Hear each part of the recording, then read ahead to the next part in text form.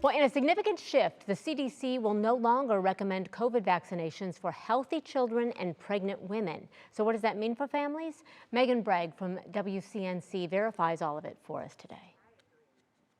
This announcement comes a week after the Trump administration says it plans to limit approval for seasonal COVID shots to seniors and others at high risk. To verify what this could mean for families, we went to these sources: New England Journal of Medicine, cardiologist Dr. Pyle Coley, and Dr. Carla Robinson with Urban House Call. In a paper recently published in the New England Journal of Medicine, the FDA commissioner and vaccine chief say they want to see data from new clinical trials that show COVID shots are still safe and effective before approving them for healthy adults and children. This requirement could limit who gets new shots each year.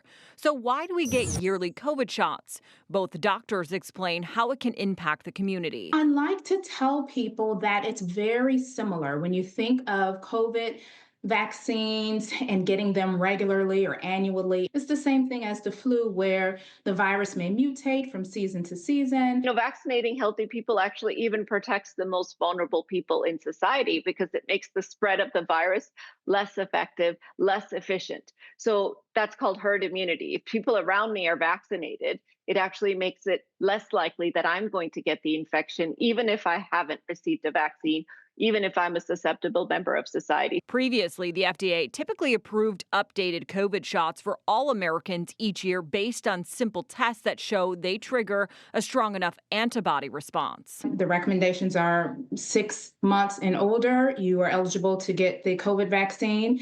And so at this point, as it stands, we still follow those guidelines. And if you're in that population, we recommend vaccination. However, in the paper, the FDA employees argue the one-size-fits-all COVID vaccine policy approach is outdated and no longer in line with other countries. They do say, though, that drug makers can still use smaller studies to get approval for adults 65 and up, as well as high-risk children and adults.